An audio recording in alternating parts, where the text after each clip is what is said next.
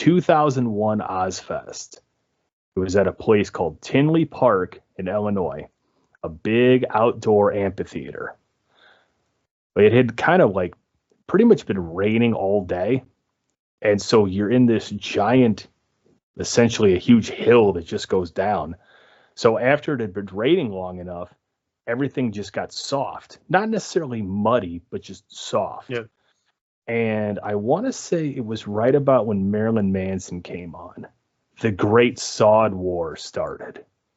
And the Sod War started with Manson, went all the way through Slipknot, went all the way through Black Label Society, and I think kind of stopped around the time Black Sabbath took the stage. And people were just getting pelted with these huge pieces of sod, just like beaming you in the back of the head. And like, we left and we're all just, it looked like you'd been rolling around in the mud and dirt all day. Oh, Jesus Christ. It was like that documentary, that Woodstock documentary where everybody's just like covered. It was, It was pretty similar to that. And I mean, nobody was like, you weren't aiming to hurt anyone, but the people at the top of the hill were throwing it down and the people at the bottom of the hill were throwing it up. And so you just look, and it looked like a scene out of Star Wars, man. You just see all this shit flying in the air, and you're just like covering your head. And yeah, that was fucking ridiculous. Getting in the car and like taking your shoe off and just like hitting it, and just like dirt and mud is just falling out of your shoe. It was fucking ridiculous. I miss that though. I miss like being able to go to a show. I mean, now, well, one, those kind of festivals don't really exist anymore, which is a huge bummer. And two, when those festivals, few and far between, do come around, you're spending hundreds of dollars. Yeah. Hundreds. Yeah. I mean, it's kind of cool. Expensive nowadays. It's so but I mean, I get it. Everything is expensive. The fuel is expensive. Yeah. Like we were saying earlier, people think about just the band. No, there's the merch people. There's the lighting guy. There's the this guy. There's 100 guys. Don't even get me started on fuel. Yeah. Oh, yeah. I mean, a band that I always like to reference because I know for a fact that their backline is massive is Rammstein. Yeah. Yeah. Their backline is like 100 extra dudes with all the pyro shit. And it has to be transported in certain vehicles so that it's safe and legal. And the people that have to set it up. I mean, when you go to a Rammstein show, you might see 5 guys on stage, but there's 100 guys off stage that are putting in. What was it? Wasn't it like 60 trucks or something to haul around everything that to set up their stage? It's a small 60. Army. Yeah. It's a small army for those guys to go, and I've seen them a few times. I got really fortunate solely based on where I live, because Chicago is not very far from me. In 2018, I think it was, they played one date in the United States, and it just so happened to be Chicago. Oh. And I was like, fuck yeah, like I'm in. They're playing one show in the US, and it just happens to be an hour and a half away from me. Yeah, let's go. Yeah. And I'm telling you, I've seen them before. I will never not see them if they're around. There is something so awesome about a 60-foot fireball going off. And I don't have the money to be front row at these shows because those tickets are $1,000. But even if you're in the back where I am, you just feel it on your face. You just feel that heat. And we were at a show, and I was just thinking to myself, like, man, if this is warm for us, how are those people in the front feeling? So you say goodbye to your ear, like eyebrows. Yeah. I always said, like, if I didn't shave before a Rammstein show in the front row, like, I'd come out just clean. This is like completely clean shaved. Yeah, I think it was like 2 years ago or something that they played in Sweden last. Yeah. And they played 2 days after each other. Oh, and cool. the whole arena was sold out both of the dates. Yeah. That was like this when they played this one, it was part of a music festival. It was the open air festival, and it was 3 days, and the Rammstein date sold out almost immediately. Like I bought those tickets as soon as I saw them go on sale because I knew there's no waiting on this. This is gonna sell out, especially because if you wait 2 minutes, they're gone. Gone. And I just got lucky. I saw like, I don't know, I must have saw like maybe a Facebook tag or something, and I was like, oh, let's buy them right now. Let's get it moving. Yeah. And so that was really cool. That's definitely one of those bands like like Gwar too, like just a lot of like stage theatrics, getting covered in fake blood. It's just fun. It's just a really fun time. And I've been hit by that fucking blood cannon more times than I can count. And the first time I saw Gwar was with a couple of buddies, and my one friend had white jeans on and a plain white t-shirt. And I was just like, what the fuck are you wearing, brother? And he's like, you'll get it. Because he'd seen Gwar a bunch of times.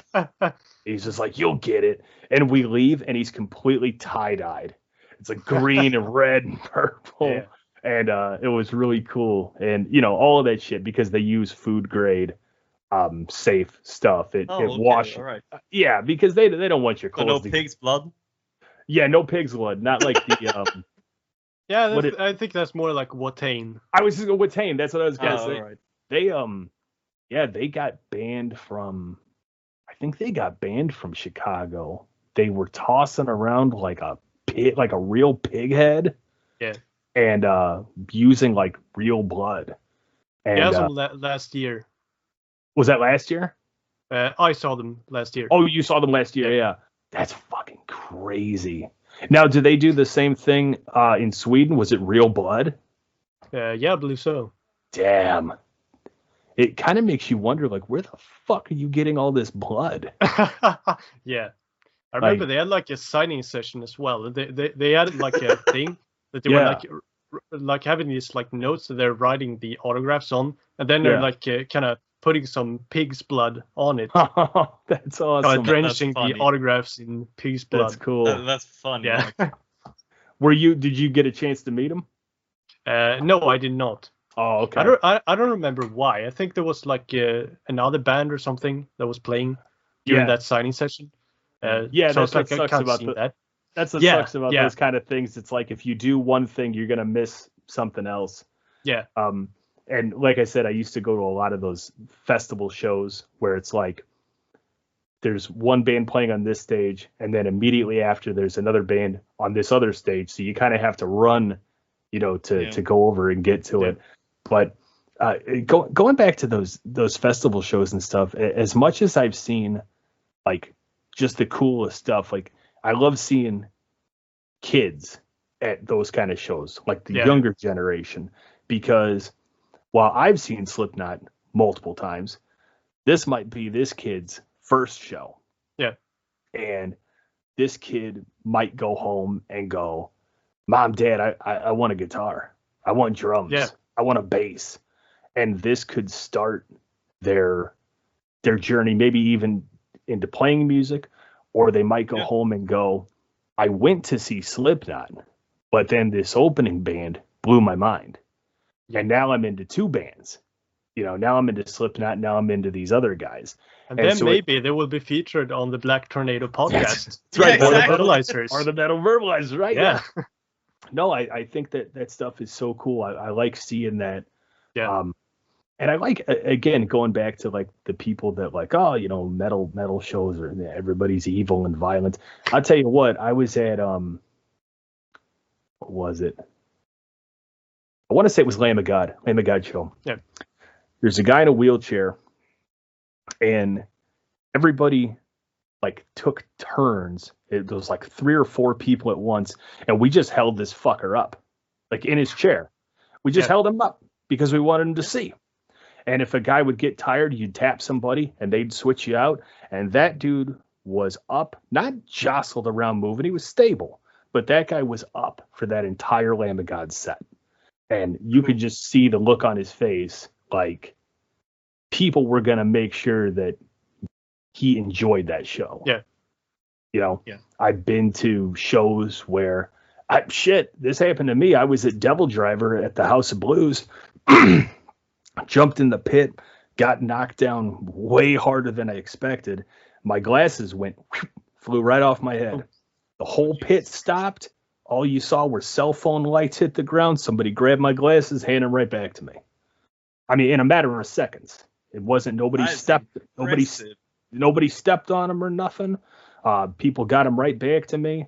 At Slayer, you know, 2 or 3 guys, you know, a big guy would fall, 2 or 3, you know, us smaller dudes would help pull him up real fast, make sure he was okay. That's the stuff that when people talk about metal being all kinds of, you know, violent evil, it's like that's the stuff you don't hear about. Yeah, exactly. Yeah, there was like a show that we attended. We were going to see Ailstorm in Stockholm. Nice. And like we talked to one of the security guards after the show, and he like told like a story about like, yeah, I love to guard these shows, and he said like the more extreme band it is, the more I'm gonna love guarding the show, because the more extreme the band is, the nicer the people. Absolutely. Yeah. I had a security guard at a show once tell me, I was asking him just like, you know, because I said this, I was like, oh, it's like our metal show is like pretty cool or whatever. And he goes, metal shows are the best. He goes, guess the worst crowd, worst genre. And I couldn't think. I said, what is the worst? And he goes, I fucking hate country shows. He goes, country shows are the drunkest, most violent people. He goes, you're stopping a fight every 2 seconds. Oh. He goes, metal shows, hip hop shows, not bad. He goes, but country shows. He goes, I hate them. I hate country shows. And I'm just like, yeah, I get it. Like, you know, bunch of drunk dudes pounding cheap beer in the sun all day, and somebody bumps you and you turn around and swing on them. It's just like, yeah, metal shows. I mean, I can't think of any bad experience. Well, no, I can think of one. And to this day, I'm still bewildered. We drove to meet a bunch of buddies, drove a little further out than where we normally go. Nobody would have known us there because it was like hours away from where we would normally go. It was a Mushroom Head show.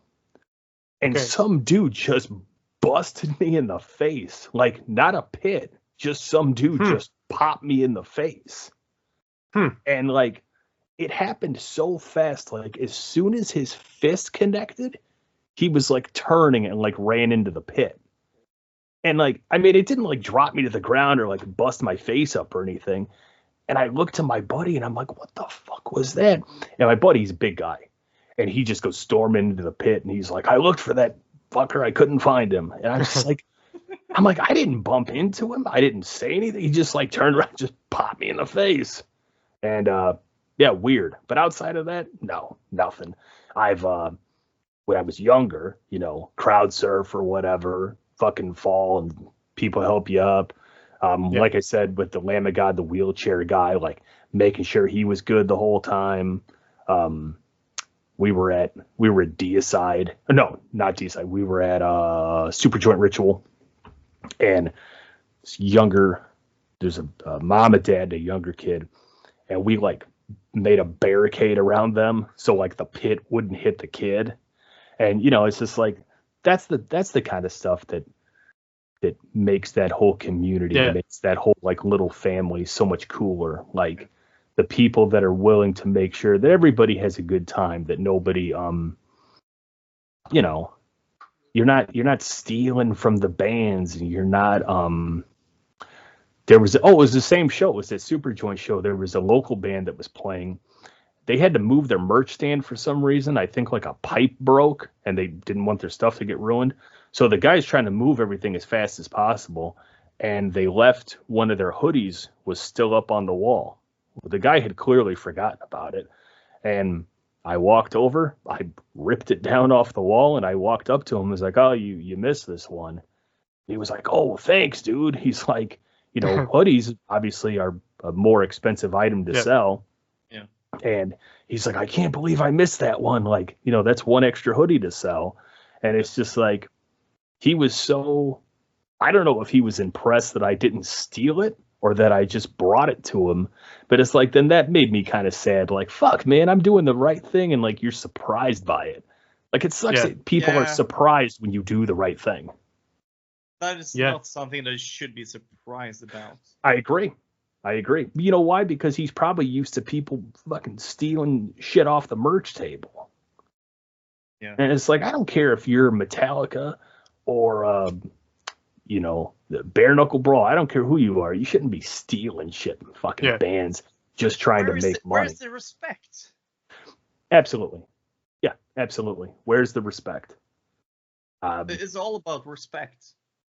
The problem is that even though, just to take the three of us, for example, the three of us wouldn't do something like that. If there's a fourth guy in the room, the fourth guy might.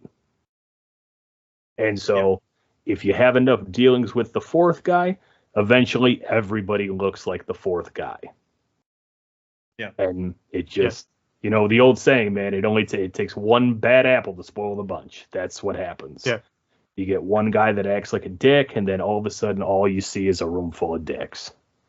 And it's just a shame because I've had some awesome interactions with merch dudes, hooking me up with shit or, just, I've always had pretty cool interactions. I've never really had the issues that I hear about other people, having.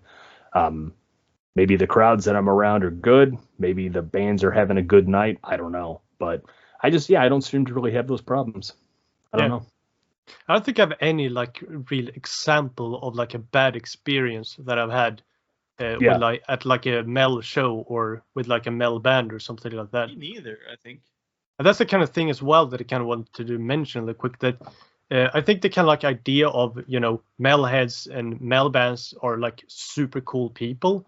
Like I think that's pretty evident as well with like the work we do as a podcast when we're like being in contact with all these bands. And stuff like that. Like it's always super cool, and we have like always super great discussions and such with bands. Yeah, both that we're making episodes with, but also that we're writing with. Oh, what's up? Not like both during episodes that we make, such as the tour stories, but also like when we write with bands. Like for example, when we're making the other episodes. And like just having a conversation with the bands, it's like it's never any problem, and everything just goes really, really smooth and just works really well. Yeah, I think a big part of that is because when the bands are interested in what you're doing, either the Verbalizers or Black Tornado, when the bands are into this promotion, this publicity, 9 out of 10 are going to give you as much as possible. To go back really fast, when Black Tornado did the Philippines episode, a lot of bands will just send an MP3 to the email, and that's fine, that's awesome. The Philippines band, man, they sent whole albums, they sent whole band bios, all kinds of press kits, all kinds of everything. I mean, in compressed folders where you open it and all the info's there. I mean, I guess what I'm getting at is some bands will do the minimum and some bands will go so so far beyond the minimum and give you everything that you could ask for. And like you were saying, going back and forth with the bands, I mean, I keep up with so many of these guys on a weekly basis. Bands that I played forever ago, we still just chat. Not necessarily about the podcast or just like anything. Like, especially if somebody in the band, for example, say is a bass player, knowing that I play bass, they might go like, "Hey, I bought a new fuzz pedal. Check it out," and send me a clip of them trying a new fuzz pedal. Or hey, we got a new album coming out next year. We'll send it to you when we're done, and play it on the show. Yeah. And again, it builds this little community, that we all kind of that both shows and everybody that listens, we're all under the same umbrella. We're all under the same community. And I think that anything that we can do, be it bands, other podcasts, fans doing cool stuff, anything that helps grow this community, I think is just so cool. I'm 100% here for it. I think that what both of us are doing is really great, and I just hope that fans of both appreciate it and continue to support both shows. Definitely. I mean that was just especially because of that reason was why we started the Metal Verbalizer group. The group page on Facebook to take that that part of creating a community to the next level. So I mean that's the pure reason to why we started that. Not to like bring ourselves up, but to start that community. Where bands can promote basically whatever the fuck they want, or it gives everybody talk about music and such that or if you want to promote anything over there or like anything like that, because we're not really gonna like be against promoting anything. Like if you have a band or a podcast that revolves around the same thing or anything like that, just to like create that community. Because I think it's important, because then we can help each other to bring everything forward, for everybody forward, and help them to get into the light of the day. Because I mean that was the sole purpose why we started the podcast from the beginning, to help the smaller guys, give them somewhere that they can be heard. Because I think it's actually a shame that radio stations and such, they don't dip into the underground. They like the radio stations in Sweden. They keep to Volbeat. They keep to all of these kind of famous commercial metal bands nowadays. Same. And I think it sucks because, like, if you have a top list on let's say Bandit Rock, which is a very common rock/metal radio station over here in Sweden. They only play the commercial stuff. Yeah, but I guess it's like a question of like supply and demand as well. So like in that context, that makes sense. No, absolutely. I mean, if your average person, who clearly isn't people like us who listen to the underground, we joke over here about like Led Zeppelin, for example. And they'll play the same 2 or 3 Led Zeppelin songs. And I've always said, you take a band like Led Zeppelin, who has multiple albums and hours worth of material. If you're gonna play a bunch of Led Zeppelin, power to you. But you're only playing the same 3 or 4 songs. Well, the band put out more than 4 songs. Why don't you dig a little deeper? Yeah, they didn't like only put out the Immigrant song. Exactly. But or like Kashmir. Yeah, Kashmir. Exactly. Right. Yeah. But that's so far removed from like what we do, for example. I mean, I get it. They do what works. They go, okay, somebody that listens to Led Zeppelin, maybe they only know Kashmir. So we're not gonna take B-sides off of Coda and play those, because the average, rock fan, they don't know those fucking songs. And most people, again, that aren't us, when they turn on the radio, if they don't know it, if they can't sing along to it on the way to the grocery store, they're turning the station. As we're us, we purposely seek out the stuff that we don't know. Exactly. Because I think that if you have like a list of like 10 bands that you're gonna play in your radio station today, have 1 or 2 bands that are more underground, and then you have the commercial stuff that is gonna keep people. but have like 1 or 2 songs. That's all really they need to do. Yeah, I agree. I mean, it's just, but that's what they're gonna do. If you take you take Sabbath, for example, they're going to play Iron Man 15 times. And it's like, dude, they have like 14 albums out, but you're just going to keep playing Iron Man over and over. I think another great example of that is Queen. Yeah.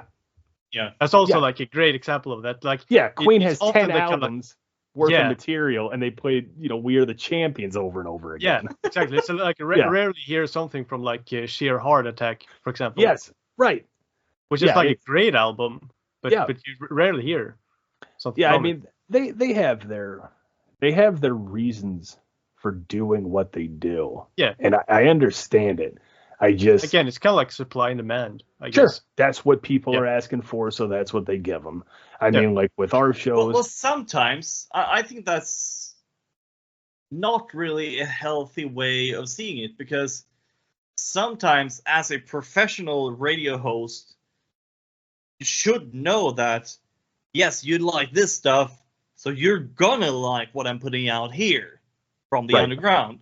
So bring in like 1 or 2 songs here and there, like, because there is a huge supply of underground that is absolutely awesome. Yeah, because that's also. I would say that there is a huge demand as well. It's just that people don't know it yet. Right. But that's also kind of why we talk about like the influence during our episodes, because we usually like mention a little bit more famous bands there, because it kind of gives you an idea about what the underground band might sound like. So I don't know if this is really common in Sweden, but it used to be here where, say, a band that wasn't very well known would get their album in stores. On there, it was called a hype sticker, the big sticker that went over the CD, and it would say "for fans of." So if you were buying whoever, and if they had a similar sound to, just say, Lamb of God, so on the hype sticker it would say "for fans of Lamb of God," for fans of Slipknot, for fans of whoever, and that was their way of saying, we know you don't know who we are, but if you like these bigger bands, if you like that sound, we have a similar sound. Yeah. And I always thought that was really cool. Again, I mean, kind of dating myself here, because I can't even remember the last time I went to a store and saw CDs. I don't think I've ever been to a proper record store. Man, we have a few out here, but it's But something that I love to do is that when I find an album that I really, really love, I check if there is a vinyl version. Sure. Yeah. I love to buy the vinyl version. There is a up-and-coming rock band in Sweden that is all female that is called The Gems. Absolutely kick-ass rock and roll. Yeah. It grooves and it's just awesome. And, yeah, I'm a big... go ahead. They put out their debut album this year. Okay. Because they are old members of another all-female rock group from Sweden. So they created a new band, and they put out their debut this year. And when I listened through it, it was so awesome. Yeah. Hopefully I can get them on the show before they become too big. Yeah, that would be cool. Because they are going to skyrocket. I'm pretty sure about it. Because they're just too good. Like you were saying about vinyl. I don't. I'm not like a song person. Like, for example, I'll get ready to go to work, and I might grab I don't know. I might grab like a Slayer CD. So when I put in South of Heaven, I listen to the album from front to back, and that's one of the reasons why I like vinyl so much, is because when I drop the needle, the plan is to listen to all of side A and then flip it over and listen to all of side B and take the hour, whatever that it takes to listen to the whole record. So that's why I'm not great with songs. I'm better off with just a record. Because for the most part, I just play the whole thing through. So it's hard for me to go like, oh, I like this one particular song. I just kind of sum it up based on the whole album, where I'll go, this album is really good from start to finish. And I don't skip, I don't skip any tracks. Obviously with like Spotify and bands, using YouTube or whatever, it's a little easier, but that's what I like about vinyl is kind of committing to that hour and not just listening to the singles and not just listening to the hits, but getting deeper into the album, because by the time you get to track 6 and you're hearing, what they consider a B-side song, and you go, this song's amazing. This is better than the single, this song. But that was me when I listened to the Gems that the band is called. The album, like, this song is awesome. Oh, here is the title song. Like, this is fucking great. Yeah. And the next song, this is awesome. So I just had to buy it in vinyl. Yeah. Because I use vinyl. I don't even have a record player to play the vinyl records, but I use it more as artwork because I think that they are beautiful. It's beautiful to have a classic old vinyl. The stuff that I also. Go ahead. So I also have the Rock and Roll Love from Judas Priest, their debut. Yeah. I have that in vinyl as well. I have that one on a picture disc, which I hate the quality of picture discs. Like the actual sound quality is trash. But I saw it at a record store, and because I love Priest, I'm like, I kind of have to get it. But going what you're going off of about like the artwork. I mean, it's a 12-inch painting. It's this beautiful piece of art, and so everything that I have signed, I've been to shows. Sometimes, crazy enough, sometimes I've messaged the band members on Instagram, and I'm like, hey, if I pay for shipping and like throw in a few bucks, would you mind if I mail this to you? And I think the biggest one that I didn't think I was gonna get a response, and the dude was just so cool about it. The band Death. One of their former drummers, Richard Christie, who was also on the Howard Stern show. He was on Perseverance of Death. What was the name of the album with the red cover? Sounds of Perseverance, I think. Sounds of Perseverance. Thank you. I was off there. I just messaged them one day on Instagram. This is like 10 years ago, and I was just like, "This is one of my favorite Death albums, and I have it on vinyl." And I was like, if I like send you like a pre-posted envelope, you don't have to do anything, like, and I'll give you some money or whatever. Would you sign it? And he wrote me back like the very next day, and he gave me a PO box, and he was like, send it over. I'm like, get the fuck out. That's awesome. Sent it to him. It took a while, and he's a busy dude. It took a while to get it back, and once I got it back, man, it was just so cool. So I took obviously I didn't send him the record, I just sent him the jacket, and so I took the record out, I put it in a blank jacket so it wouldn't get damaged, and but I have that framed up upstairs, and it's just gold, the red with the gold lettering, and Richard Christie, and then he wrote a Chuck quote under it. And I'm just like, oh, this is so cool. So then I would go to like horror movie conventions, and the movie Reanimator. I met Jeffrey Combs at a signing, who played Dr. Herbert in Reanimator, and I had my record, and it was still in the wrap. I hadn't taken it out yet, right? Because I wanted him to be the first person to. I didn't want to get fingerprints on it, and he freaks out. Apparently, he's a huge vinyl guy. Oh, shit. And he goes, oh, which pressing is this? He goes, because there's 3 pressings. And I said, I don't know, man. It's still sealed. I don't, it didn't say on the, sometimes there's a little sticker that'll tell you what's what. And he opens it up, and he knew immediately. He was like, oh, cool. He's like, this is the newest pressing. He's like, I have all 3 pressings. and he signed it, and we took a picture together. And like, yeah, as soon as I got home, I took the records out, I put the thing in a frame, and it's hanging up on the wall. Those are just like experiences when I've actually got to meet the person. Sometimes they have them ready. Like, do you guys know who Buddy Guy is? He's a very famous blues guitarist. Maybe. It's amazing. I'll have to send you some stuff.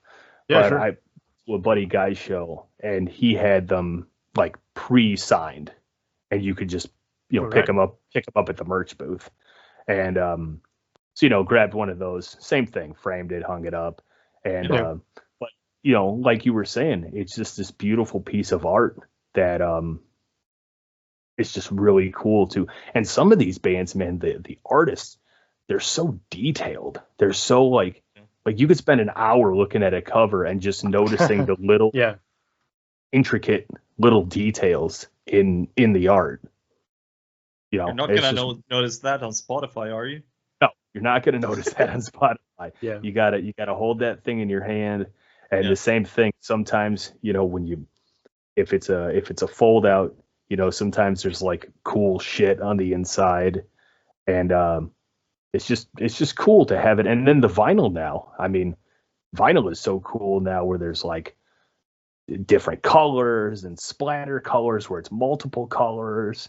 Yeah. And it just looks cool on your record player, just spinning around, and you see all these colors morphing around. It just looks neat. Yeah. That is something that I don't like with the modern day. Like we say here, it's more genuine to hold a record in your hand. Yeah. You can see the artwork. And it's the same way with how we record music in the modern day. Right. It's not the same anymore.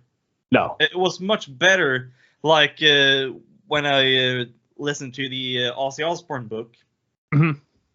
Where Ozzy talks about how they recorded with the first few albums with Sabbath. Yeah. They were going into the studio, they were setting up like if they were going to play live, and they played their live set, and that was their album. Right. When you play together like that, then you get the like chemistry in the band. You get that on the record as well. If I'm alone in the booth with my guitar recording, and then we switch out, then the vocalist goes in, does his thing and such, right, and you record by yourself, you're never going to get that band chemistry on the record. Well, you lose even more of that now, and by no way am I disparaging any bands that do this, but you lose even more of it now where, and I've been a part of this too, where a foot over that way is my amp with my interface, and you can record stuff without even being in the same room as the person that you're involved with the project with. I mean, people forget the camaraderie of ordering a pizza, getting a cold case of beer, sitting around, coming up with riffs, and then drinking beers and eating pizzas. Or going back to my buddy Rich again, we used to hang out in the basement, and he kept one of his drum kits at my house. We would just play stuff, and then after an hour or two, we'd take a break, and we'd drive up to the record store, and we just hunt for records for an hour. Yeah. Just like not necessarily just playing music, but just spending time together as people in a project. Just like I said, flipping through CDs, flipping through records, and just for the most part, it all revolves around music in some way, shape, or form. Even if it's not you playing your music or playing covers of songs that you like, but just simply going out, and he would go like, hey, have you heard this band before? And he'd hold up the CD, and I go, no, I never heard of them. Oh, they're amazing. You have to get this.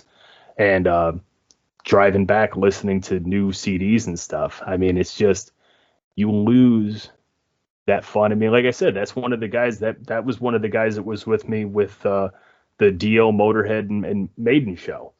Yeah. And, then the next time we're sitting around jamming, and we're just like talking about like, man, remember that show, blah, blah, blah, talking and stuff. And it's just like, you lose that togetherness when a drummer sends you a drum track. You open up your email, you download it, you write your parts, you record your parts, you send it back, and then you wait for the editing to come. And the whole time you never left your room. They never left their room. I totally get why people do that. But I'm to a certain extent, fine about it. To a certain extent, it's the only way that it works. We'll take you and me, for example. If you and me decided to do a project together, well, how the hell is that going to work? Well, we have to do it like this. No, but that's what I mean. This is the only way that would work. Now, if you lived one town over, I would say, dude, either you're coming to me or I'm coming to you. Definitely. This is crazy. We're so close and we're not in the same room together. That's why, again, doing like this, I never tell people like, oh, you have to turn your camera on. But I always tell people, if you turn your camera on, it just makes it feel more. Obviously, we're not in the same room together. Yeah. But it sounds like we are, and it looks like we are because we can all see it. You know, because we get the eye contact. Yeah. We can engage with each other in a totally different way. Now, the irony of the guy saying eye contact wearing sunglasses is hysterical. Yeah, sure. That's very good. But no, I 100% get what you're saying. It's you just and sometimes when we had Dr. Nez on a handful of episodes ago, you couldn't see it obviously because it's on your end, it's all audio. But when we were doing like this, like actually talking to him, he had all of his recording. He was like in his recording studio at his house.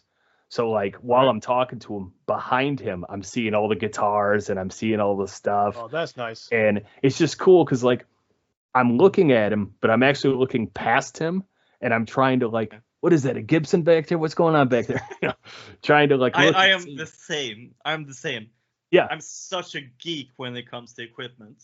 Well, see, I got really lazy because the room that I'm in now, this is like my amps and stuff and just like whatever. This is like my little hovel where I have my mixer and my mics and everything.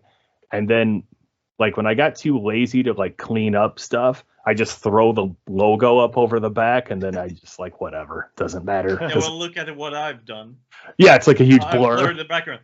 But yeah, this room is so small that this is the wall. Yeah.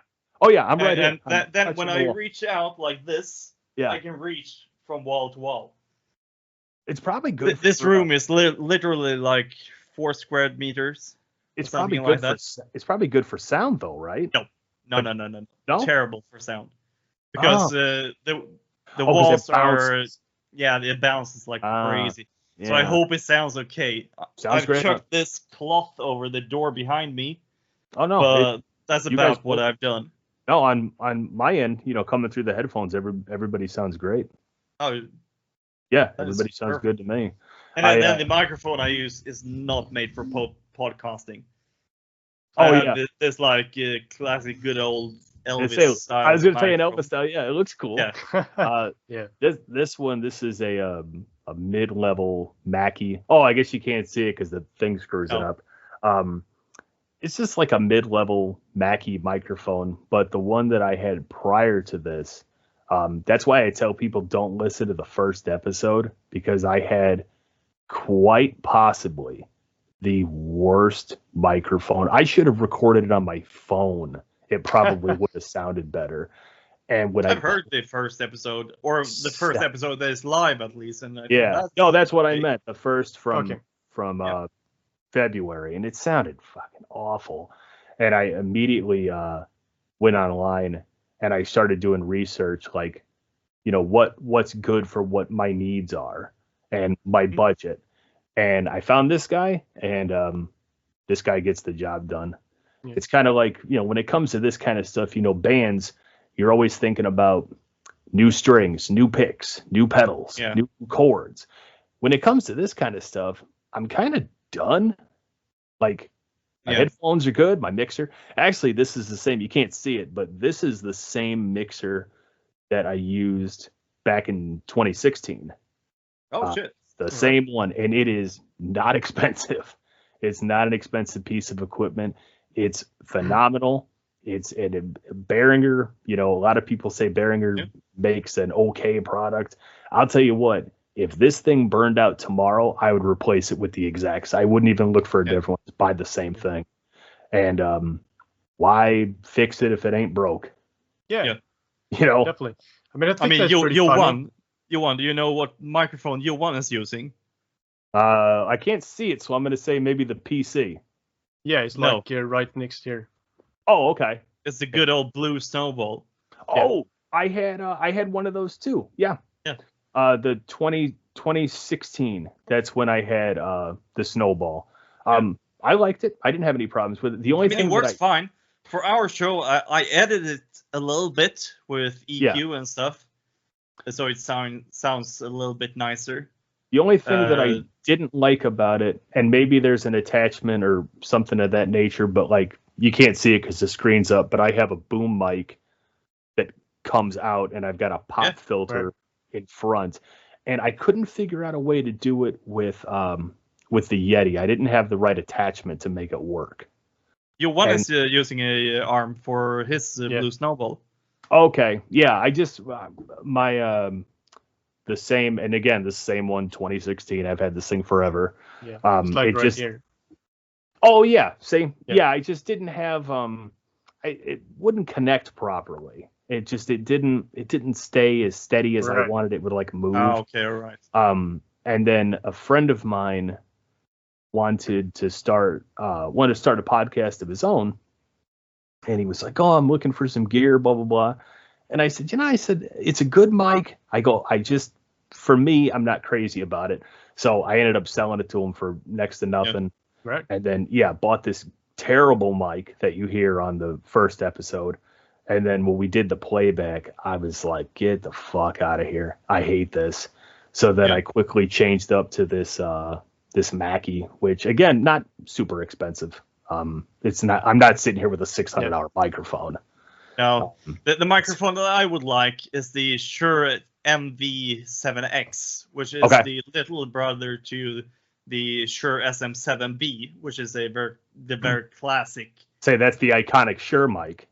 Yeah, exactly. But this is the little brother. It's a little bit cheaper. Okay. And it's like, what is it, $200 or something like that? Yeah, I think that's the realm of this Mackie. I think somewhere in the realm of maybe 180 to 200, somewhere there. But no, I kind of think like once you're set, you're kind of set. Exactly. Yeah. I think maybe some studio monitors would be really kick ass just to hear, so I don't have to. You get a little tired after you have these. I mean, we've had these things on for almost 3 hours.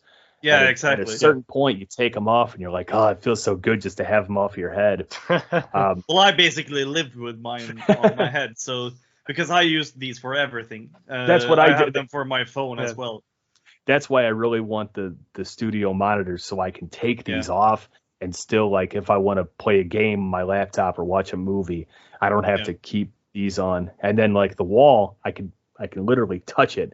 And I would say the only other thing that would be cool is to mount a PC screen right in front of me, so I can like because I'm on my laptop, so I can put my laptop off to the side and then just kind of kick back a little bit and enjoy it. I totally know what you mean. I have 2 screens, so basically I'm watching my secondary monitor right now, and then I have my main monitor here. Yeah. Since I've been doing this for a few years now, I have to have 2 monitors. Yeah. So now, for example, on my other monitor, you can probably see it in my glasses. I brought up the microphone that I mentioned now, the little brother to the Shure. Yeah. So then I can do all of that without disrupting, because when I'm talking to you guys, I want to see you guys. Right. Well, and I think a lot of that comes back to the fact, like, you guys, again, congratulations coming up on year 4. I'll be rounding the corner of the first year myself.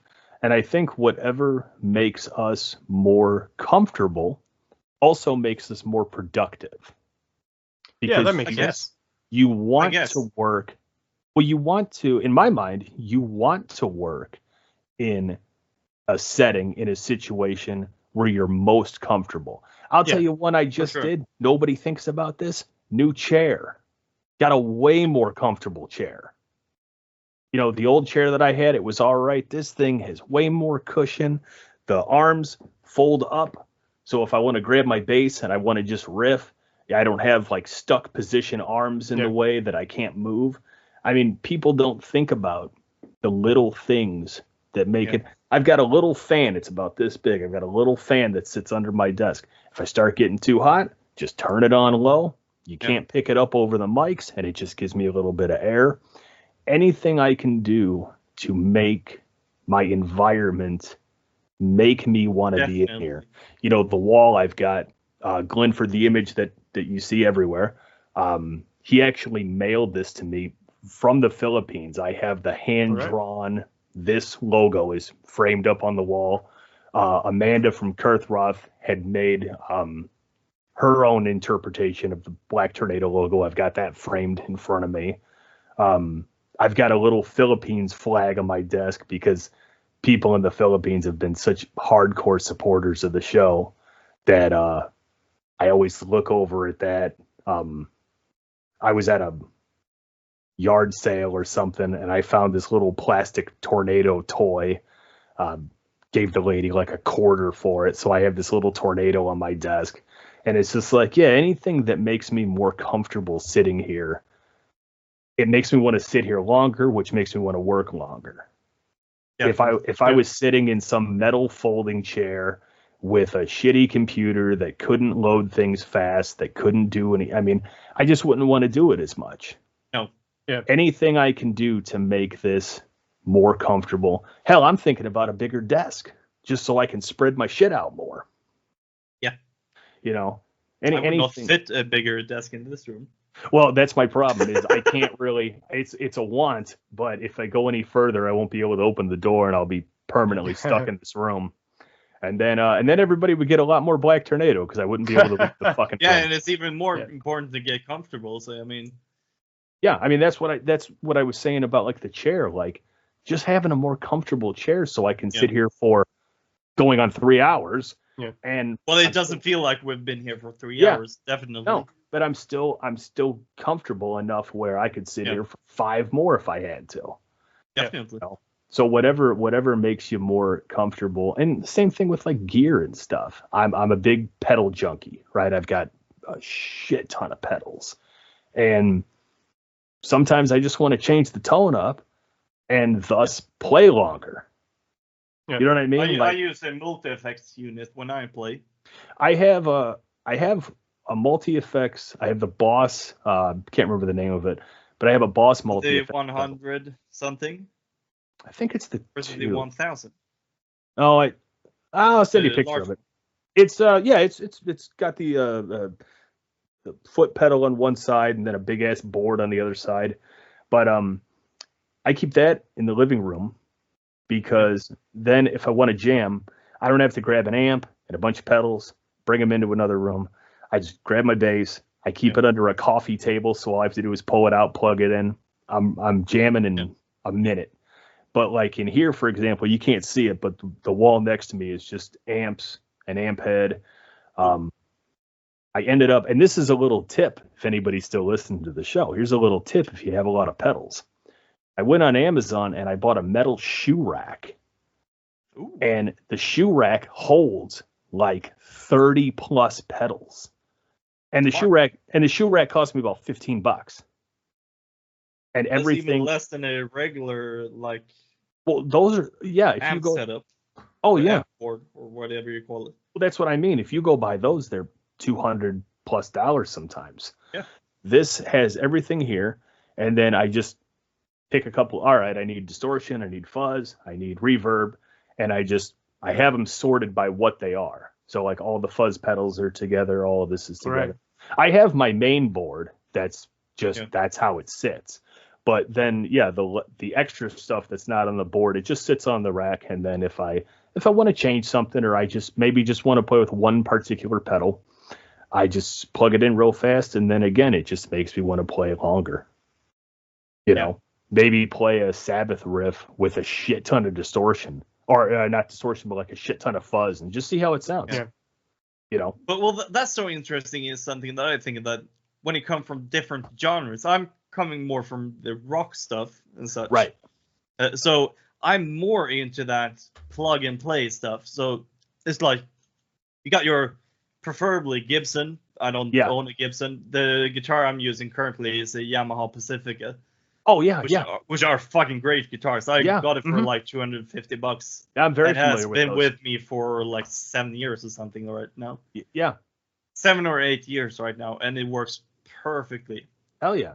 The only thing I've done with it is change the strap buttons to strap locks. Right. And the tuners to locking tuners. That's the only thing I've done. Yeah. Mainly out of comfort. The old stuff worked great as well. Yeah. But it's like your guitar, then your amp. Right. And if you feel frisky, I would like 2 amps. Oh like yeah. Marshall, and then the Victory Sheriff. That shit sounds great as well. I haven't heard of that one. Okay. Basically a Marshall Plexi sound. Gotcha. But their own version of it. I mean, sounds amazing. I mean, don't get me wrong, especially coming from a bass standpoint.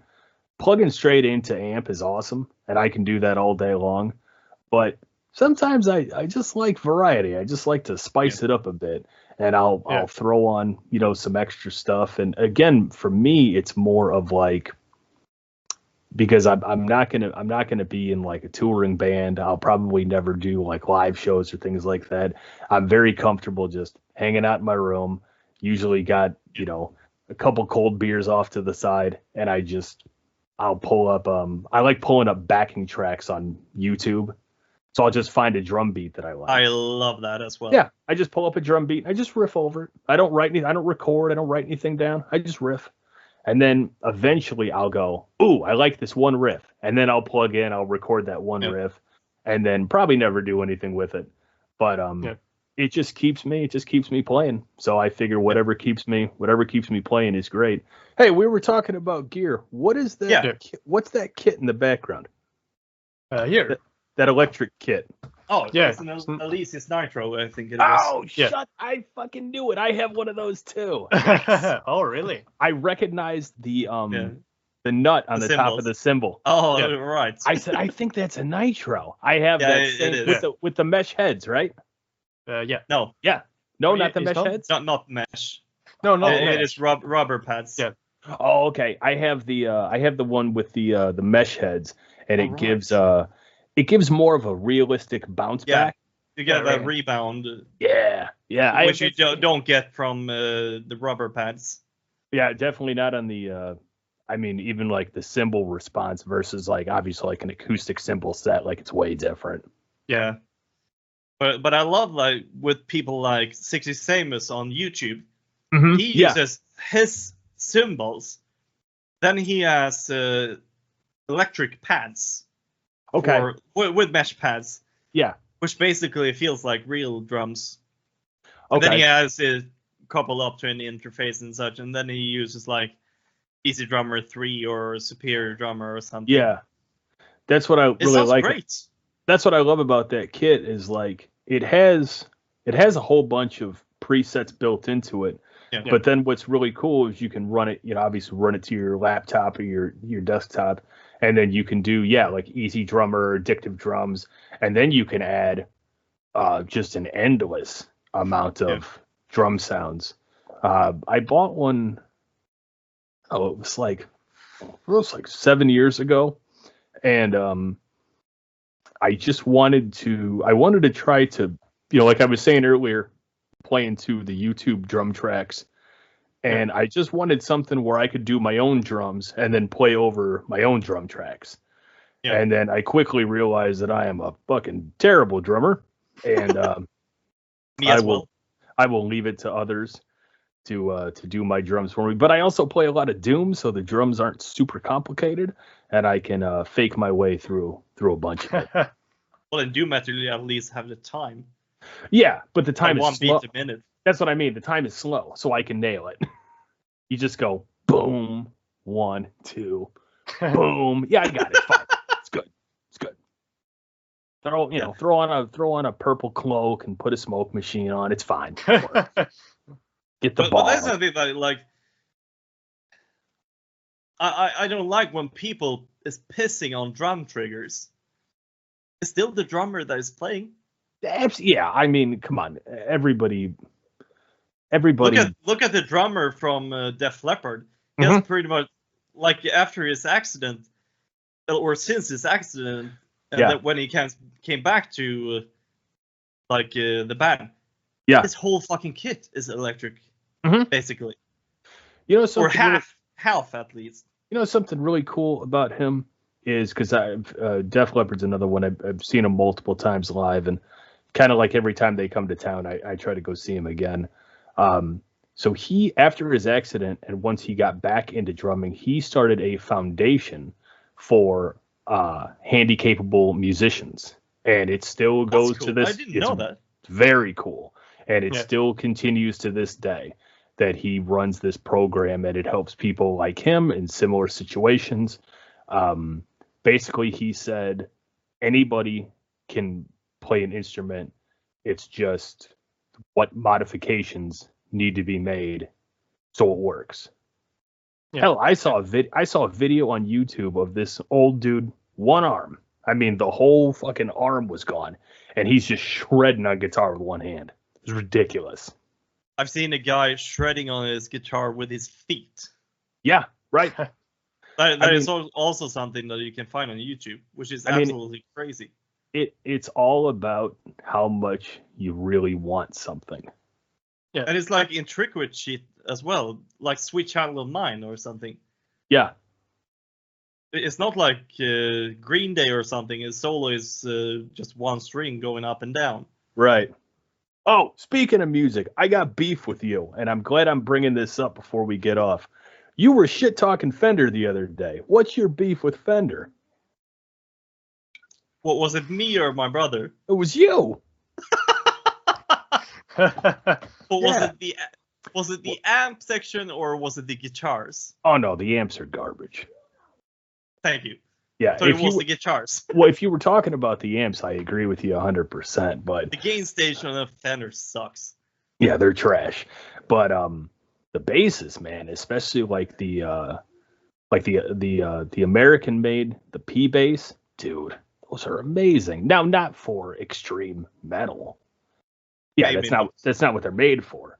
But if you want to play especially like punk, like if you want to throw down some punk bass, dude, an American-made Fender P bass, you can't get better than that. That's the gold standard. I don't know too much about the basses. I think that if it wasn't the amps that we're talking about, it was primarily the guitars. Yeah.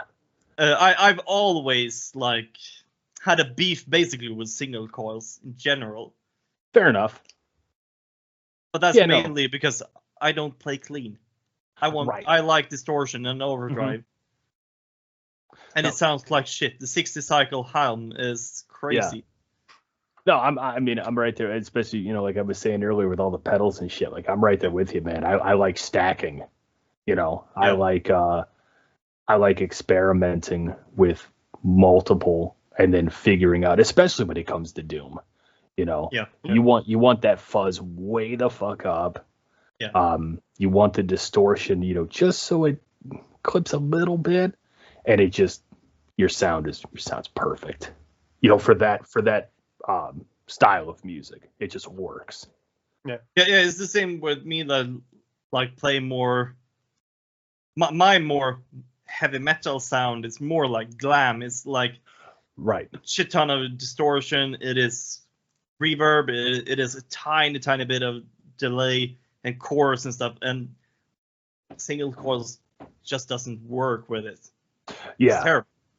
No, like you said, especially for what you're going for. If you're going for more of like a classic rock AC/DC kind of tone. Yeah. The single coil isn't going to work. Now the question is, because you play guitar and you've got a drum kit behind you, do you guys have anything together? No. No, we do not. Oh, you should change that. Unfortunately, no. Yeah, you guys should change that. I am the good old bedroom musician. has a lot of opinions. I'm in the same boat, man. I mean, everything is right here next to me. But yeah, you guys should knock something out. But to be fair, I also know how difficult that is, especially when you're working on the show and everything else. It's like exactly. It's like one extra thing to add on to the pile of what you're trying to do. Like I mean, to get everything done, I would need like 30, 40 hours a day. And on top of work, on top of your job. Yeah, that's with work not even counted. Right. Some of my shifts, the longest shifts that I had, that I've been working for over 10 hours. Oh yeah. In one shift. Yeah. So that's crazy. Yeah, no, that's fucking brutal. But then what I've actually started to work on, since I've started to work more on my vocals and the extreme vocals, something that I like to do. We talked about like backing tracks and such before on YouTube. And there are so many good like karaoke tracks on YouTube. Right. Which I use to do vocal covers nowadays. Right. Okay. So you like take a Powerwolf song or something. Yes. And then Powerwolf are fucking great as well. Dude, no one talks about Powerwolf. That's awesome. No, I don't mean that in a negative way. I just mean nobody I know talks about Powerwolf. That's awesome. I know those. And they have, by the way, such a great track behind. Speaking of Powerwolf and signed CDs and vinyls, I actually have a signed Powerwolf vinyl. Nice. Yeah. Hell yeah. That's sweet. But then, frame that. What I do is that instead of putting regular vocals, I put extreme vocals. Okay. So with that really guttural fry scream. So what do you fry scream? So with the guitar, you focus on more like the classic rock, and then with the vocals, you go like more extreme. Yes. Okay. Cool. Nice. Definitely. Nice. Fuck yeah. Yeah, I just play. It's all because of Lorna Shore that I took that route and go more extreme with my vocals. Otherwise, I would probably gone more the classic heavy metal stuff. See, I just play what I know. I don't advance in any way, shape, or form. I can play the same Black Sabbath riff for like 45 minutes and not give a fuck. I don't fucking care, man. Like whatever. I'm gonna play. Most importantly, Iron Man or Paranoid. NIB. Yeah, I do a lot of Nativity in Black just over and over again. Funny quick story about not having any clue what the hell I'm doing. This is a couple of years ago. Sitting there playing this riff, and I was like, "Oh, this is awesome! I fucking love this riff." So I called my buddy up, I put him on speakerphone, and I said, "Dude, listen to this riff." And I play it. I go, "What'd you think, man?" He goes, "Oh, you're playing Fairies Wear Boots." I go, "What?" He goes, "Yeah, dude, that's Fairies Wear Boots." I go, "Oh shit, man!" What kind of Disney shit is that? I go, "I ripped Sabbath." Sabbath. Fairies Wear Boots. I don't think I've heard that song, actually. Yes, you have. You're just not. Of course you have. You're going to listen to it later. You're going, oh, yeah, I've heard the song 50 times. But the point is, I didn't realize it. I mean, it wasn't note for note, but it was the same melody. And he goes, "Oh, you're playing Fairies Wear Boots?" I go, "Shit. I accidentally ripped off Sabbath. Whoops." Whoops. All right, delete that. But yeah, I hadn't listened to that song in so long, but it must have been like stuck in the back of my head. And I start playing it, and I'm like, "Oh, I love this riff that I originally wrote. Let me show my friend." He's like, "Yeah, dude, you're playing Sabbath." Fuck. Oops. Well, that's kind of fun with. I record my guitar playing as well sometimes. So I have like a map on my computer that is just called Riff Salad. Okay. Because they never really develop into a song, but it is a fucking riff salad. I get it. I've got hours and hours of riff salad where it's just noodling until I kind of find something that I like. Oh, this is kind of cool. Yeah, what am I gonna do with this? Oh, let's see. What happens if I play this after? And then you feel like after 30 minutes or something, that doesn't really work. What am I gonna do instead? Yeah, then what I do is I go, all right, I'm gonna go take a piss, and then I come back and I start working on something completely different. Yeah, same. Like, but I think that the reason to why that happens is because we're not working with a band. We don't have any other musicians to bounce ideas off of. Yes, and there's what does the bass player want to do out of this, and what's gonna happen after this? there's also no kind of So time what restraints. are the vocals gonna do? Well, there's also no kind of structure where, like, say myself, for example, where you might go, okay, we have like, let's say we've got 2 songs written, they're done. All right, so we're going to play through those 2 songs. And then, hey, does anybody have anything that they want to show off? Does anybody work on anything? Okay, cool. Does anybody want to try to add to this? Hey, let's take a beer break. All right, let's get back to it. All right, hey, let's order a pizza. Let's have a smoke break. Okay. Hey, let's go play those 2 songs again. Make sure we got those down right. Yeah. You kind of have a structure of how you want to manage your probably limited time with all of your friends, your bandmates, all in the same room. As or when you're by yourself, you can go, I'm going to play Paranoid 5 times. That's all I'm doing. Just playing Paranoid 5 times. Start it again. And then before you know it, you're like, shit, I want a sandwich, and you go eat. But when you've got a group of people, you're like, all right, let's manage our time. Let's have fun, and but let's do what we set out to do. If what we set out to do was play these few songs, let's play these few songs. Let's get them down. But there really is there's a huge part of me that misses that. I mean, I do get together like. My uncle plays guitar. My nephew plays drums. I've got friends that are close to me that play various instruments.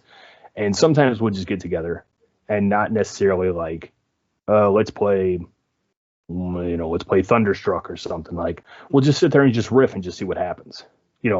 Usually with the drums, because I'm playing bass. So usually with the drums and just like, what do you got, man? And then they'll just start boom, boom, boom, boom. And I'll just start riffing over it.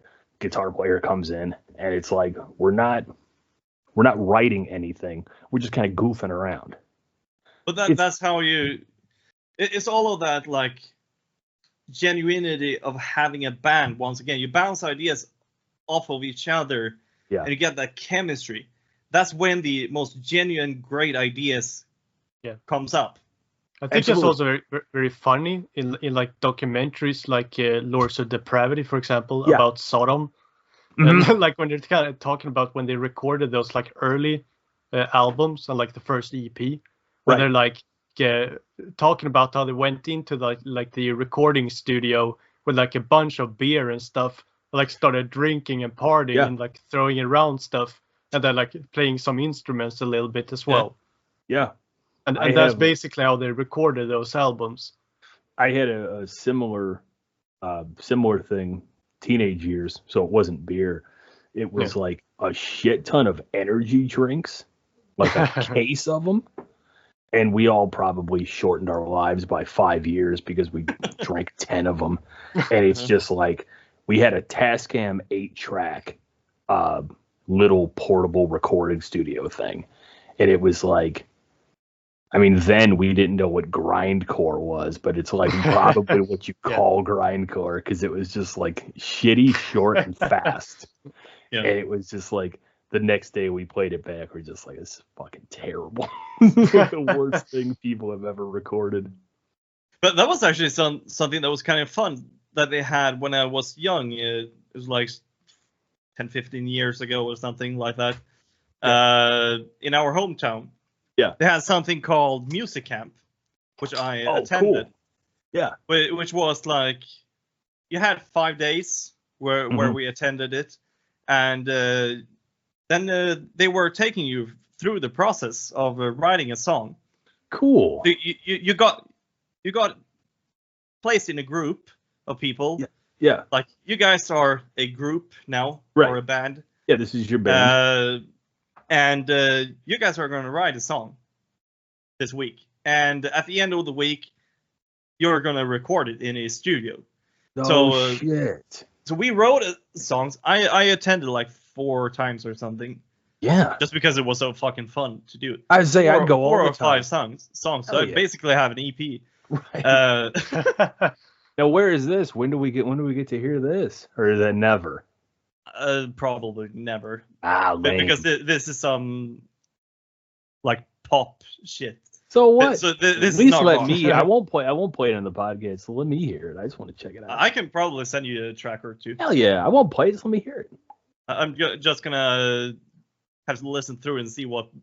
I have a pop ballad that I've actually became quite good, which is called Lost Love. Okay. I were working with a girl back then that was actually a fantastic singer. Oh, cool. So that song was great. And I've been working a little bit and see what I can do to make it into a rock ballad instead. Yeah. If I can pull it off. But yeah, that was actually super fun to do. And we were young back then. I was like 12, 13, 14 or something like that. Yeah. When we did these songs. And it was like spring break and the summer break and all of that shit. And that was something that was local to your area that you could do? Yeah, exactly. It was in my hometown. That's so cool. Like, there's things where I'm like still that. Living. There, like, I've heard of things like that, but like, it's not like every like town. Like, you have to travel to one specific place, which is usually like states away. Yeah, we're living in a quite small town actually. Oh yeah, the same. I mean, like, for comparison of like the states and whatnot, like where I live is like nothing. Like, there's nothing out here, man. It's the most metal in this entire town comes out of this house. Like, there's nothing else around here, man. Like, it's just the way it is. You know.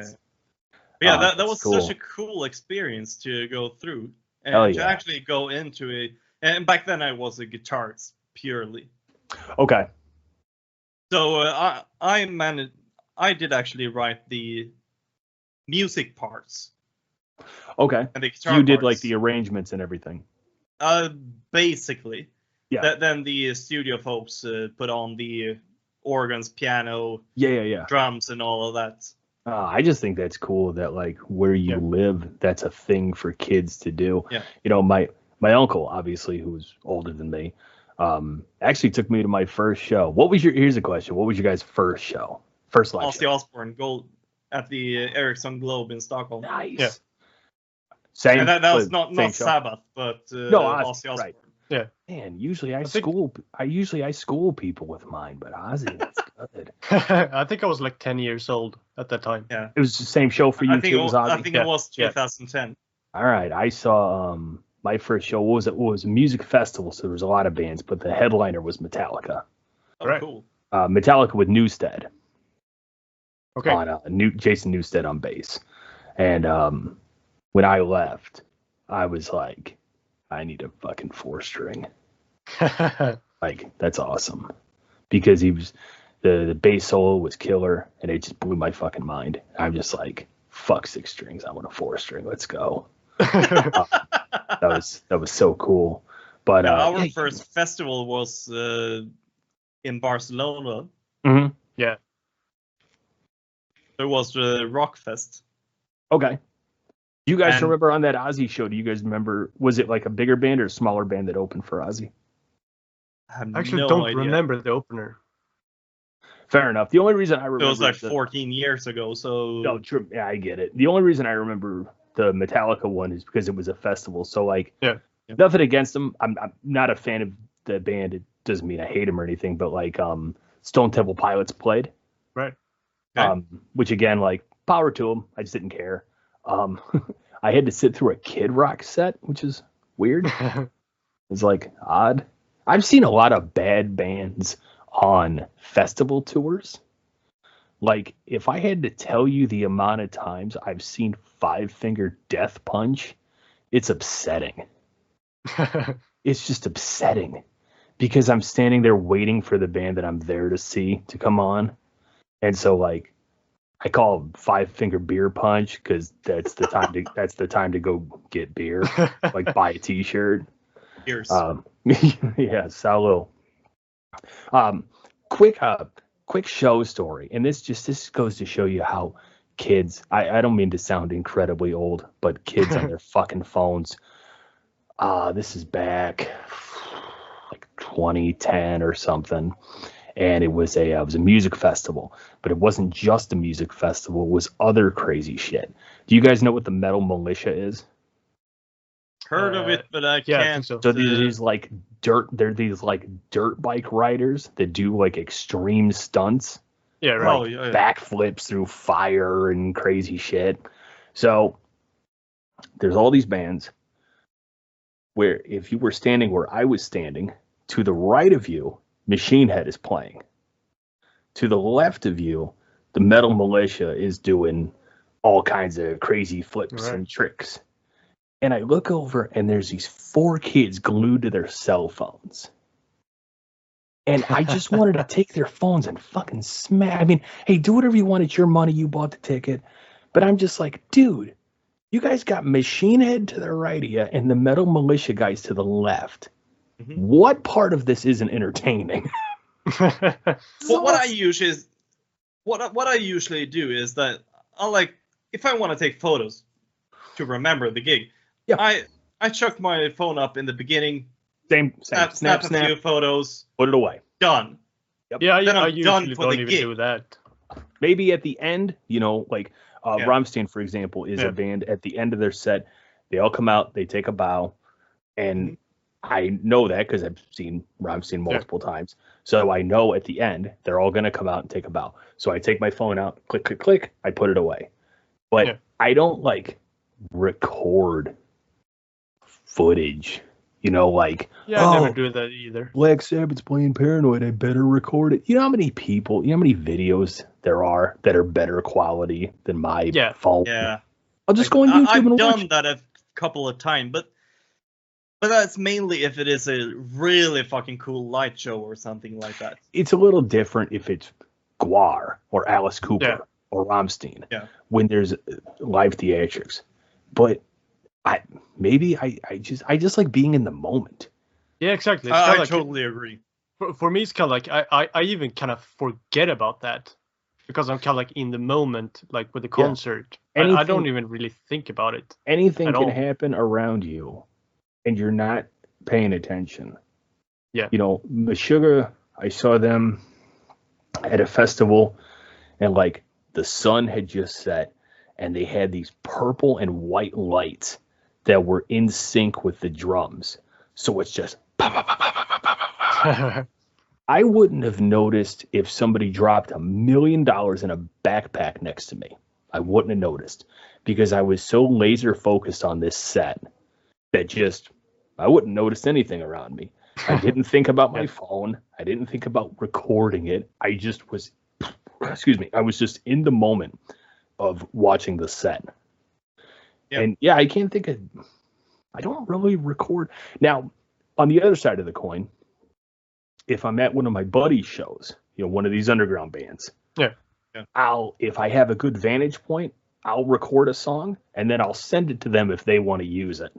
Yeah. But that's a totally different thing. That's trying to help a friend out. Yeah, I think that's different as well. Rammstein's not going to care if I record them playing fucking Duhas. They're not going to give a shit. I mean, if you go to a Rammstein concert, you go there to experience Rammstein. If you want to experience them through your phone, go and search Rammstein live on YouTube. There you go. Yeah. They have just get a couple of good headphones. They have professionals that record their shows so you can watch. Yeah. Perfect sound, perfect picture. Anytime I go to shows anymore, man, I just see like half the crowd with cell phones. I'm just like, bro, put your phone down, just enjoy it. Like, if you want to snap a picture, great, but like, put your phone away, just enjoy the gig. But to be fair, on the other side of the coin, they bought their ticket. If they want to stare at their phone all night, power to you. Definitely. There's some bands now where you can't. But they'll there's kick one you out part more. if you have your phone. There is one more take of it as well. I don't want to stand behind you and watch the band through your phone. Bro. Yup. Yeah. Yup. That's another thing. You have to think about if you're standing behind all the way back in the bar. Yeah. Fuck it. But if you have people behind you, snap a few photos, then you're done. It is. Because we don't want to watch the band through your phone. It is so incredibly rude. Yeah. To not take in consider. I was at a show. I was at a show 2 weeks ago, and I had my spot. My buddy was standing next to me, had his spot, and I turned around and I noticed that there was. I'm not a tall guy. I noticed there was a woman behind me that was considerably shorter than I was, and I turned around and I go, "Hey, can you see?" And she goes, yeah. She goes, I can see. I said, okay, because I can move over a few inches if you can't see. Yeah. And she's like, oh no, I'm good. But it's just like, yeah, I don't want to be in somebody's way. It wouldn't have affected my concert if I moved 6 inches to the right. So this person behind me can see. Yeah, I mean, that's the problem for us short kings, because I'm like 5'8" and a half if I'm going to use American measures. Thank you, because I am American and I don't understand any other units of measurement. or 174 if I'm going to use metrics. Don't know what the fuck that means. Never heard of it. But 5'8" and a half. So that I'm not tall. I'm a short king. Yeah. So I'm already having a hard time seeing. So I definitely don't want a phone in my way. I am a fan of arranging. I am a fan of arranging crowds based on height. I think that you should be in front of me, and I should be behind you. And I have no problem. If you're taller than me, why not? That's what I mean. You're not in my way, but I could be potentially in your way. And you paid the same money I did for our ticket, and you should be able to see as well. Definitely. I don't see any problem with it. It doesn't affect anyone. Yeah. So what? I mean, then in that case, both of us are going to have even a better experience. Yeah. So that's something that I like with what they have done in Sweden in some festivals. Then you have a special ramp for people that are disabled and are bound to a wheelchair. We have those too. They have a ramp that they can get up on, which is like. Well, I should say depending on the venue, we have those, but I have seen those. Exactly. We don't have much in venues, but in open air festivals, we definitely have them. Yeah. So then they can get up there. They are above the crowd and have a chance to watch the shows in the same way that everybody else has. Well, like I said earlier, I mean, that was our whole thing when me and all these dudes were holding this guy up in the chair because he paid the same money we did. And quite honestly, like when you looked up and you saw that dude's face and he's fucking headbanging, throwing the horns up and shit, it's like, it's all worth it. It's so cool for him because we all got to see, and so did he. And like I said, it wasn't the same dudes holding him up for a 45-minute set. Dudes were like hanging out, and this one dude was fucking jacked, man. He looked like a professional wrestler, and he taps me on the shoulder, and he's like, "You need to switch out?" I was like, "Yeah, I'll switch out." And he's like, "Cool." He just held the dude up. Love that. And there's like 4 dudes doing it, so it's not like one dude supporting the weight. No, it doesn't make it a problem. I've even seen some clips on YouTube where the band is like, "Oh shit, a wheelchair! Hey, guards, get this guy up on the stage." Yeah. So he's like sitting stage side and watching the band instead. I tell you, he can get as close as possible, just like the audience, and watch the band. Cool show story. It was Phil Anselmo and the Illegals. Yeah. And there was a kid at the front barricade. Now, I mean a kid. Like, bro was like 8, between 8 and like 10. Young guy. Yeah. And, Phil, man, with that raspy voice. He's stop. Hey, come here. He picks this kid up, brings him on stage, and sets him on like a bass speaker. And for the next 2 songs, this kid and his parents were smart. He had like ear protection. Yeah. Of course. But like, as you should. Yeah. Oh, yeah. If you're bringing your children to shows, be safe for your kids' sake. We're adults. We can blow our ears out if we want. They're kids. But it was, and this kid, man, you could just tell he was just having the time of his life, man. He's just fucking headbanging, and he's 2 feet away from the band, and the crowd ate it up too. The crowd thought it was awesome. Everybody's cheering and like, yeah. And after about 2 songs, he's like, "All right, little dude," picks him up, gives him back to his parents, and the kid's just like, people are walking by giving him high fives and patting him on the shoulder, and like, I love that. I love to see that. That also bounces back to what we were talking about there, that metal bands and metal audiences are so nice. Yeah. That kid was the star of the show in that moment, you know. And that reminds me also of another tour stories that we had with I think Johannes knows what I'm gonna go for here. It was with Thrasher Wolf and Daniel Lucas from Thrasher Wolf and Liam from Hellfected. Okay. Those guys you should get on your show as well. So nice guys. Yeah. Absolutely amazing people. But Daniel talked about a show. They're called Thrasher Wolf. Okay. So in one of their shows, they had a guy coming up on stage. He climbed up on stage, and he had a full-on wolf mask on. Nice.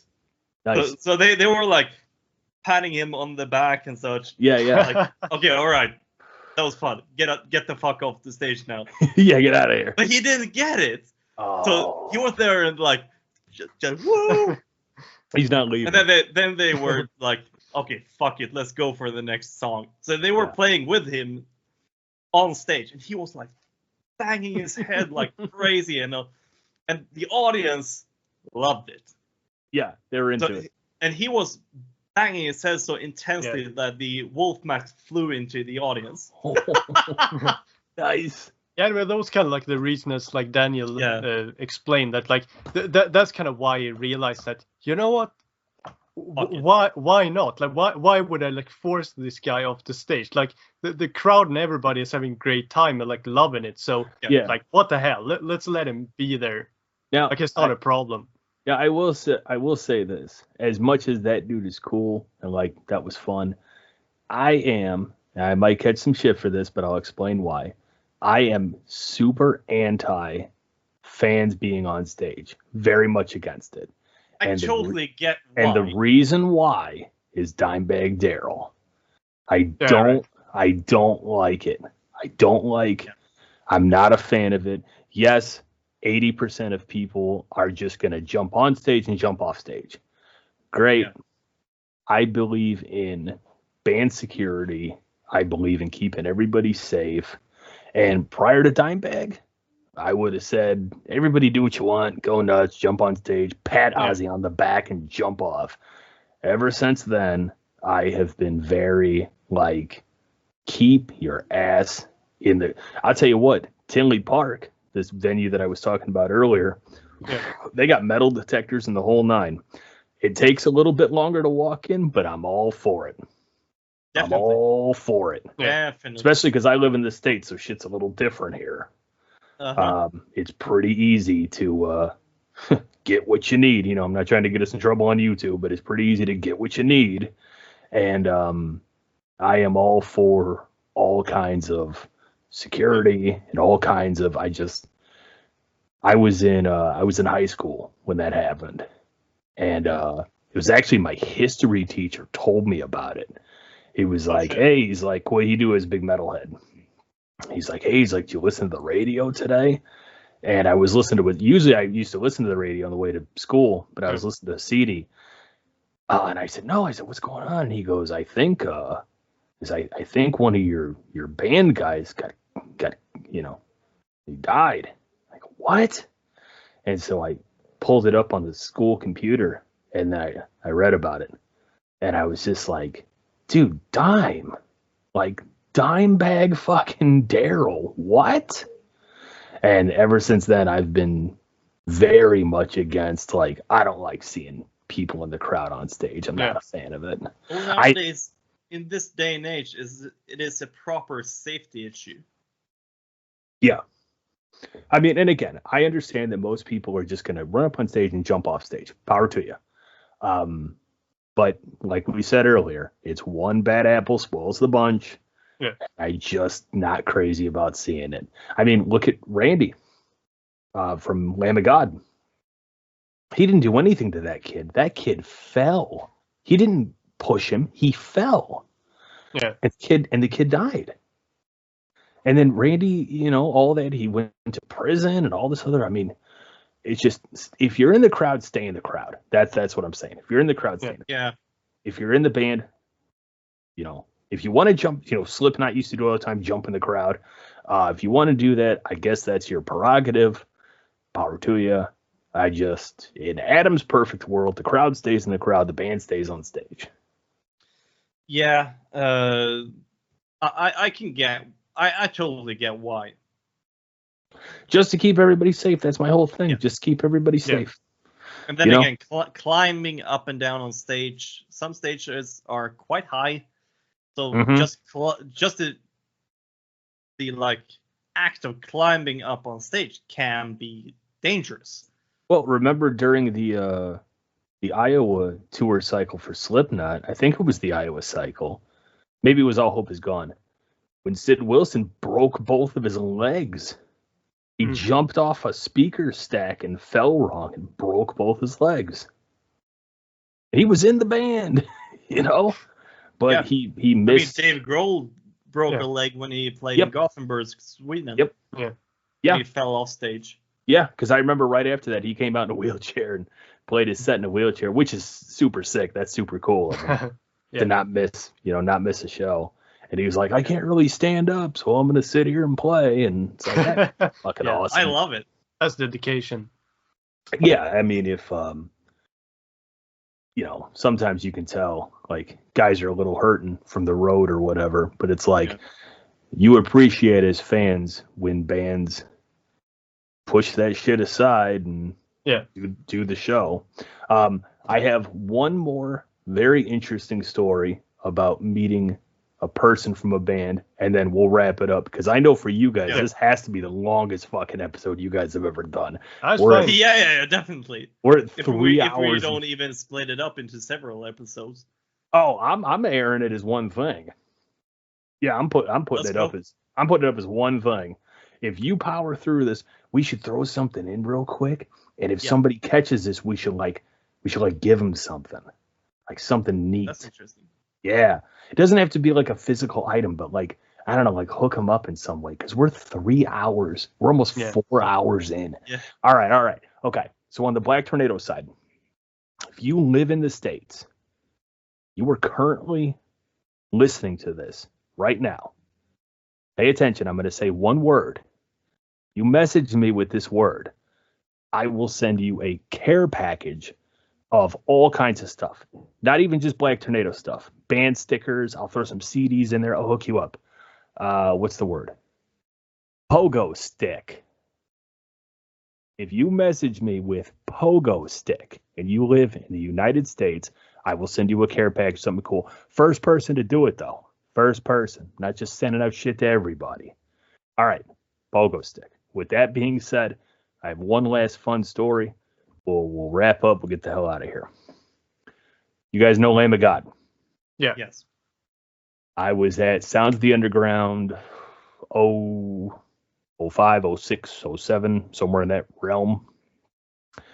Randy was doing a signing while Guar was playing. Now, luckily, the way that the signing booth and the stage was set up, I could actually watch Guar as I was in line to meet Randy. So I didn't have to miss Guar, which is fucking sick. I meet Randy. This is back before he stopped drinking and use. I will go on topic and say Randy does not drink or use substances anymore as of this recording, but this was back in the day, and that motherfucker was on something. All of this is true. I'm not making this up. I was there. Other people were there. Someone had to see this as well, because there was a huge line of people. So if anybody thinks what I'm about to tell you isn't true, they're wrong. I'm in line. I get up to Randy. Again, all of this is true. I say, hey, Randy, it's nice to meet you. Put my hand out. He shakes my hand. He goes, thanks, man, thanks. He goes, what do you got for me to sign? I said, oh, I don't have anything, man. I was just coming to say hi. He turns around, he rips a Lamb of God poster off the wall, signs it, hands it to me. All of this is true. He stops and goes, fuck, I have to get on stage. And I said, no, brother. I said, you guys don't play for like it was a big festival, lots of bands. I said, you guys don't play for like 3 hours. He's like, oh. okay. And he goes, and he looks past me. He goes, wait a minute, dude. I have to say hi to this baby. And behind me is a woman holding a baby. And he goes, hi, baby. All of this is true. Turns back to me and goes, okay, now that I have that out of the way. Like, it was priority number one for Randy to greet this baby. And then, signs the shit, hands to me. Like, thanks, brother. Have a good one. Da-da-da. He was, I have met people that is tied for the most entertaining person I've ever met. The tie is when I met Odorous Urungus, a.k.a. Dave Brocky from Guar. Yeah. And I had my ticket. All I had was my ticket stub. And I said, Odorous, I says, can you sign my ticket stub for me? He goes, yes. Tiny human. He goes, under one condition. I said, anything. He goes, I'll sign this if you kill yourself. I was like, fuck yes. Guar rules. I was like, I promise as soon as you sign this, I'll kill myself. And he signed it and he goes, now get away from me. Yes. Greatest moment. So those are my two stories. I mean, I've met people, but those stories don't matter. Those were the two absolute best. Was Randy being on something and then Odorous telling me he'll only sign my ticket stub if I kill myself. And I'm sorry, Dave. I hate to disappoint you. I am still alive. I lied to you. I did not kill myself. Oops. They got on stage and they said one of the greatest things ever. They said, Odorous said, he goes, how many of you bought tickets? And everybody cheers. He goes, good. Rip up your tickets, go outside, and buy another ticket. We need money for drugs. And that, ladies and gentlemen, is why Guar is amazing. That is amazing. Yeah, I thought I would end with my last great story. But sounds good. This was fucking great, man. It's totally agree. Never in the history of Black Tornado has something gone on for almost 4 hours. But I will never in 135 episodes that we have currently recorded and released, we have had an episode this long. Yes. I'm number one. Let's go. Yeah. No, dude, great time. Cheers cool. to that. Cheers. I don't think there was any lulls. I think all the information was really cool. Yeah. I think people listening, if you've made it this far, maybe you broke it up into sections. Maybe you listened to an hour one day, an hour the next day. I probably would and probably will when I eventually play it back. If you listened all the way through in one bunch up to this, you're a fucking legend. You are the coolest person to ever exist on the face of the earth if you have listened to this in one go. This is like Lord of the Rings long. That's awesome. Yeah, for sure. We've even almost beaten the Lord of the Rings. Yes, and if we'll tell you this now, if you play Lord of the Rings and sync it up, you hit mute and you sync it up to our audio track, it works. It works. Yeah. Just play Lord of the Rings, mute it, put us on. It works. It makes sense. You'll Definitely. get it. Well, I am pretty much Bilbo Baggins. No, this was really cool, man. This was really a good time. We need to do more stuff like this in the future. Yeah, for 2025. Sure. I think something that would be really cool to do is to officially have you guys on Black Tornado, which essentially means I'll send you guys 5 tracks. Mm-hmm. You guys check them out, write your notes down. I mean, you guys listen to the show. You guys come on. We talk about 5 bands. Let's set that up for next year. We'll have you guys officially come on the show.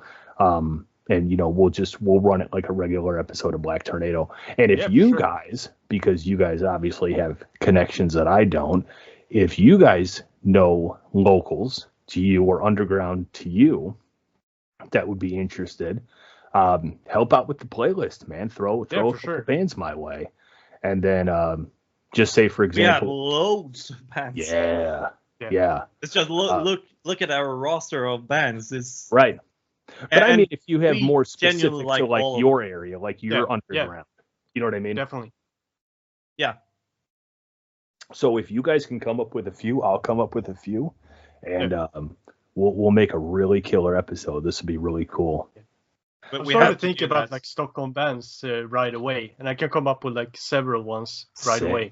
So hey, man, even more fun would be if we could get an even more local, because you have to think that we're living about an hour or so north of Stockholm. Oh yeah, right. So it's not really Stockholm. Right. For Swedish people, it would be an insult to call us like like if we were coming from Stockholm. Got it. Okay. I mean, hey, if you guys want, throw all 5. I mean, if you guys want me to come up with some, if you guys want to kick out a whole list, I say whatever you guys want. I say let's go for it. Yeah, definitely. That would be I mean, really we can discuss the specifics and stuff like that. But definitely, we would be totally up for it. Fuck yeah, let's do it, man. It's gonna happen. Yeah, let's do it. 2025. Definitely. That's crazy. 2025. What the fuck happened with 2019? Crazier is the fact that it's gonna be happening in like 2 weeks. Like it's soon. God. Yeah, it's super soon.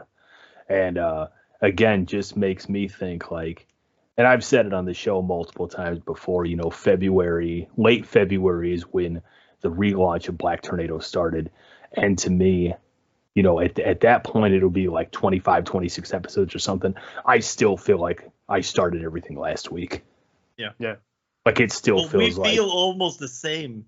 And you guys started almost 4 years ago. I think what though?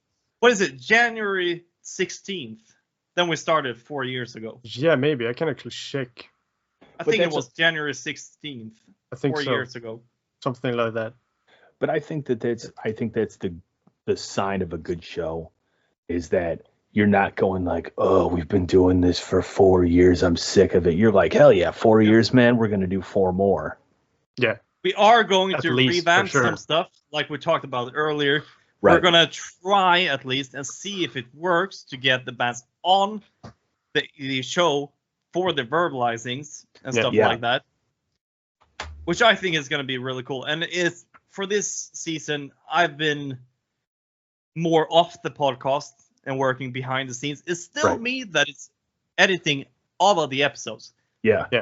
I handle all of the editing still, even if it is Johan talking. I am the editor. Speaking of editing, and I don't mean to cut you off, I'm gonna have to like PayPal you for a 6-pack or something because I might have you take the reins on this one. Yeah. I might have you take the reins on this one. I'll PayPal you for a 6-pack. Yeah, whatever works for you. Yeah, because shit, man. I mean, quite honestly, to be completely fair, like we took a break so everybody could take a piss or whatever. Yep. And then a few minutes in the very beginning, we were just kind of saying hey and making sure the sound was good. Beyond that, I probably wouldn't edit that much. No, because like I said earlier, I think everything was pretty informative. We discussed both shows. We gave the other person's audience a pretty good understanding of what the other show does. And, obviously the idea is that we merge crowds a little bit. Yeah. And, kind of like we said earlier, it's like, if you listen to Maiden, you probably listen to Sabbath and you probably listen to Priest. You're not just listening to Priest all day long and nothing else. I think that doing a show like this is really important because it takes both communities and it puts us under the umbrella of supporting underground metal, which is what we both do. Yeah. We just do it. We just do it from other sides of the world, which is awesome. Yeah. It couldn't be cooler. And again, because of the shows, both shows are so similar yet different enough. Yeah. Where you really should, as listeners, you really should be checking out both programs. Yeah. But yeah, I think this would be a good place to wrap. We are minutes without the edits, of course. We are minutes away from hitting the 4-hour mark. Yeah. 3:52. This is 4 episodes of Black Tornado and about 90 episodes of the Metal Verbalizers. But yeah, real talk. If you're a listener of Metal Verbalizers podcast, you have to check out Black Tornado podcast. And if you are a listener of Black Tornado podcast and you don't listen to the Metal Verbalizers, I will find you and I will catch you. You go listen now. They got 4 years worth of material. You go listen.